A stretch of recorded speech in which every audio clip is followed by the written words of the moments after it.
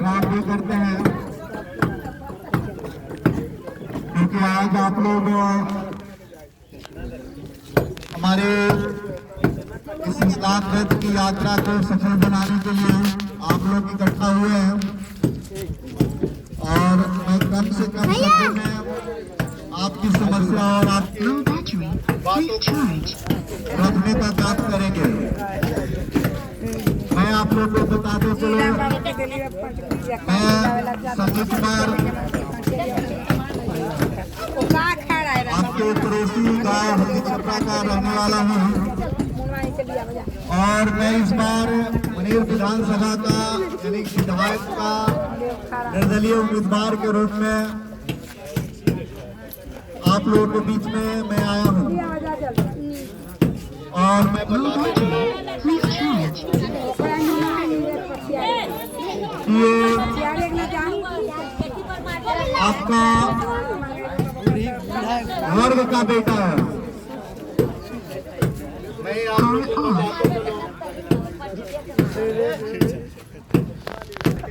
आप लोगों को बताते चलूं कि मैं इस बार निर्दलीय प्रत्याशी के रूप में हूँ और आपके वर्ग, आपके समाज का लड़का हो, आपके समूह का बेटा हो। इस बात को हमें समझना होगा, सत्ताधारी या विपक्ष, सत्ताधारी या विपक्ष दोनों ने हमें मूर्ख बनाने का काम किया है, दोनों ने हमें मूर्ख बनाने का काम किया है। सत्ता में जो बैठा है वो भी और विपक्ष भी। सबसे बड़ी समस्या ये है कि उन लोगों ने हमें इतनी जातियों में विभक्त कर दिया, इतनी जातियों में कि हम अपनी समस्या के लिए एक साथ खड़े नहीं हो सकते हैं। सबसे बड़ी समस्या ये है। और 80%, 85%, 15% का हमेशा उनके भाषणों में सुनिएगा आप लोग की जिक्र करते हैं कि हम 85% हैं, तो 15% हैं, मगर एक सच्चाई है जो कोई नहीं बताता है। आज तक किसी के भी नेता के मुंह से आप नहीं सुने होंगे, ना टीवी पे, ना रेडियो पे, ना भाषणों में, ना मंचों पे। वो सच्चाई क्या है कि हमारी संख्या 85 नहीं, हमारी संख्या 95% है। हमारी संख्या कितनी है? 95%। ये बात, ये सच्चाई कोई नहीं बताता है, सिर्फ राजनीतिक रोटी सेकने के लिए, गरीबों को शोषण करने के लिए। यानी कि हमारी संख्या 95% कैसे है? तो 95% में कौन लोग आते हैं? किसान, मजदूर, श्रमिक, काम करने वाले, ठेला चलाने वाले, झोपड़ी में रहने वाले गरीब लोग। इनकी संख्या कितनी है? 95% संख्या है। और अमीरों की संख्या कितनी है? मात्र 5%। मैं जाति का घोर विरोधी हूँ। मैं आप लोगों को बताते चलूं कि मैं जाति का घोर विरोधी हूँ। यानी कि 5% लोग जो है में बैठे हैं, जो अमीर लोग हैं, पूरे 95% गरीबों का ऐसी योजना बनाते हैं, ऐसा नियम लागू करते हैं कि गरीब और गरीब से गरीब होता चला जाएगा और अमीर होता चला जाएगा। इस बात को हमें समझना होगा और आज नहीं हम समझे तो फिर कभी नहीं समझेंगे, क्योंकि सच्चाई ये कोई बताता नहीं है। मैंने बोला कि ये बात हमारे जुबान से पहली बार आप सुने होंगे कि हमारी संख्या कितनी है? 95%। हमारी संख्या 95% है। गरीबों की संख्या कितनी है? 95%। मैं आप लोगों को बता दूं, वो 95% में कौन लोग हैं? गरीब लोग हैं, किसान हैं, मजदूर हैं, सर्विस करने वाले कामगार, ठेला रिक्शा चलाने वाले, झुग्गी झोपड़ी में रहने वाले लोग, छोटी मोटी दुकान दौरी चलाने वाले लोग, वो लोग मछली पकड़ने वाले लोग हैं। वो लोग 95% कौन है? इनकी संख्या 95% है। आज इनको पूरा शोषण किया जा रहा है। कौन लोग कर रहे हैं? 5% के जो अमीर लोग हैं, सत्ता में बैठे लोग हैं, वो पूरा हमारा समाज का शोषण कर रहे हैं।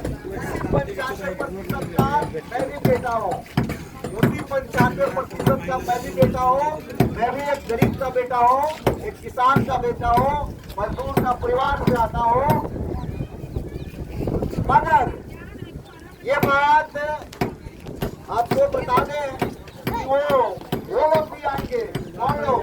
जो 4 बार जीते हुए हैं, वो लोग भी आएंगे जो कुछ विधायक नहीं है और उनका बाप दादा भी विधायक रहा है। वो लोग भी यहाँ पे आएंगे और बोलेंगे कि मैं गरीब का बेटा हूँ। ये मानने वाली बात है। हम लोग गरीब को नहीं पहचान सकते कौन गरीब है कौन अमीर है। 50 पैसा उठा लिया इसके पीछे 1 करोड़ का खर्चा करके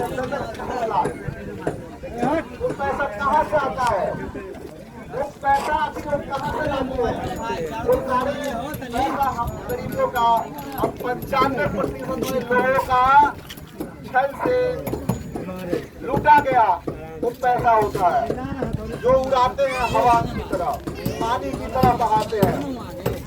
तो हमें इस बात को जानना होगा सभी लोगों को, तब जाके हम लोग अपने समाज का विकास कर पाएंगे। आज आपको लगता होगा ये अकेला आया है, इसके साथ बड़ी भूख नहीं है, बेटा हो गरीब लोग ही है। सबसे बड़ा मोदी कौन है? एक गरीब लोग 95% मोदी है। क्या की संख्या 95% और 5%? हमारी जब संख्या 95% है तो 5% क्यों करता है? फोटो नहीं देते हैं, नहीं देते हैं, साथ नहीं देते हैं, इसीलिए वो हमारे ऊपर शासन कर रहे हैं। इस बात को हमें समझना होगा, क्योंकि अगर आज नहीं समझे तो आने वाला फिर चुनाव में फिर ऐसे ही हम लोग ठगे जाएंगे। आज आजादी के कितने बरस बीत गए? आज आजादी के 70 से 80 साल बीत गए, मगर ये इस्लाम का गांव आज टापू बना हुआ है। इसका कौन है? पुल आज तक क्यों नहीं बनी? हम लोग पूछ सकते हैं, किससे पूछेंगे? तो हमारे समाज का नेतृत्व करना है, समाज के नेतृत्व करने के लिए जिसको हम लोगों ने चुना है उसे जवाब देना होगा। अगर हम लोग इस बात को याद रखेंगे कि चुनाव आने वाली है और फिर आएंगे और फिर वादा करेंगे, हमें खत कर ले जाएंगे, तो इस बार हमें फलाना नहीं है। इस बार हमें अपने समाज, अपने वर्ग, अपने समूह के बेटे को ताकत देना है, ताकि आपका ये बेटा भाई आपकी हक के लड़ाई के लिए लड़ेगा, क्योंकि आपका वर्ग का है, आपका समाज का है, आपका बीच का है। इसलिए मैं आप लोगों को बताते चलो कि आज देख लीजिए 26-27 तारीख को आजाद नगर में जो घटना हुई है, सब लोग जान रहे होंगे। आप लोग आजाद नगर में 10-11 साल की बच्ची के साथ बलात्कार और हत्या होती है, इसके बारे में आप लोग जान रहे होंगे। आज वो बच्ची के साथ क्यों हुई? क्यों? वो गरीब की बेटी थी, वो मजदूर की बेटी थी, वो बगीचा में जलावन चुनने गई थी, जलावन चुनने गई थी, तो उसके साथ एक घटना हुआ। मगर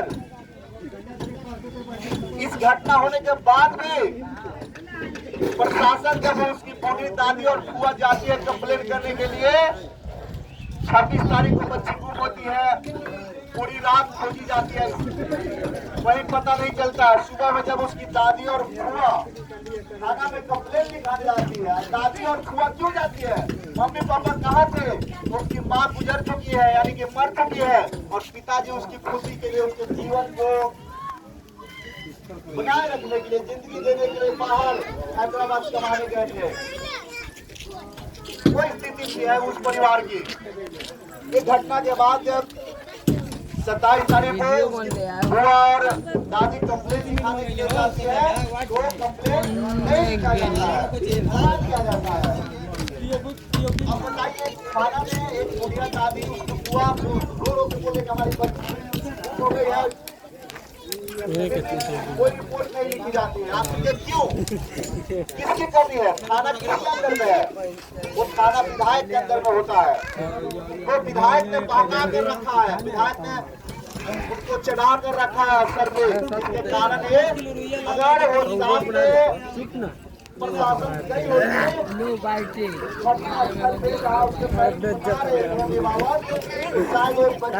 आज हमारे बीच होती थाना के लापरवाही के चलते बच्ची का बलात्कार होता है और हत्या होती है। और अगला दिन बच्ची पेड़ से कमी हुई है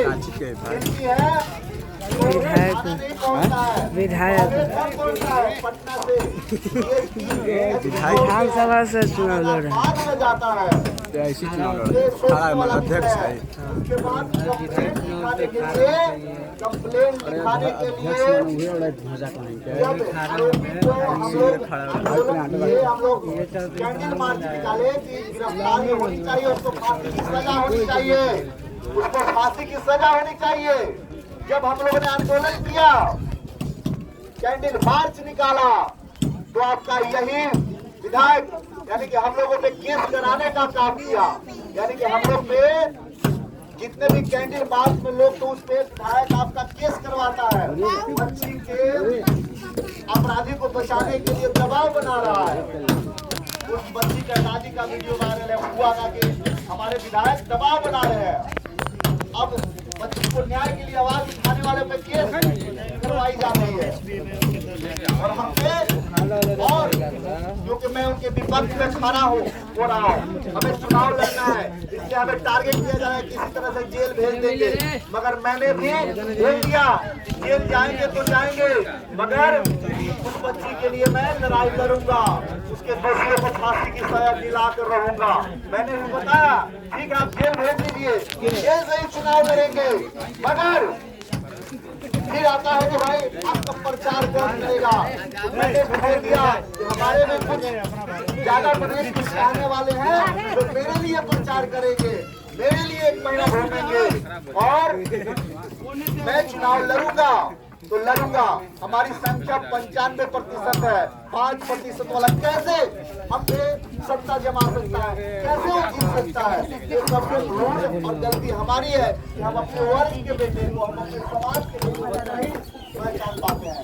तो आप लोग पहचाने आपके समाज का बेटा कौन है, आपका वर्ग का बेटा कौन है।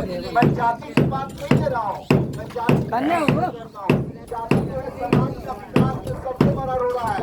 मैं गरीबों की बात करता हूँ, मैं मजदूरों की बात करता हूँ, मैं किसानों की बात करता हूँ, मैं ठेला चलाने वाला, रिक्शा चलाने वाला उन लोगों की बात करता हूँ, लकड़ी बीनने वाले, मछली मारने वाले लोगों की मैं बात कर रहा हूँ। वो हमारा सच्चा है, वो हमारी हल्दी छपरा पहचान है।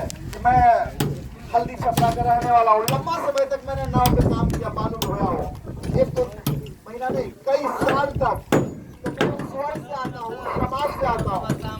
समाज जब हमारा समाज आगे बढ़ेगा, लेकिन अपना समाज का बेटा जब आपके नेतृत्व के लिए आएगा तो ये फूल आज नहीं बहुत पहले बन गया होता।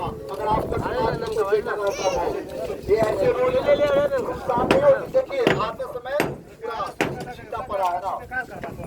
आज कहीं ऐसा कोई गाँव नहीं है जहाँ खोली नहीं है। अगर इस चीज को आप लोगों को पहचानना पड़ेगा। मैं बदली से आप लोगों को बताता हूँ, मेरा नाम कन्नी कुमार है, मैं हल्दी छपरा का रहने वाला हूँ। पर निर्दलीय विधानसभा का प्रत्याशी के रूप में मैं गांव-गांव जा करके अपनी संख्या बता रहा हूँ कि हमारी संख्या 95% है।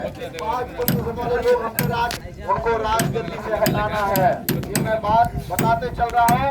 और आप लोग जरूर अपने वर्ग के बेटे के, अपने समाज के बेटों को जरूर पहचाने और साथ और समर्थन दें, क्योंकि एक वोट का कीमत होता है, एक वोट से हमें शक्ति मिलेगी और हम 95% जिसकी संख्या है उसके लिए मैं लड़ूंगा, काम करूंगा, मर मिटने के लिए हमेशा तैयार रहूंगा। तो आप लोग जरूर पहचाने इन्हीं चंद शब्दों के साथ मैं अपनी वाणी को विराम देता हूँ। फिर से एक बार सभी लोगों को प्रणाम, नमस्कार।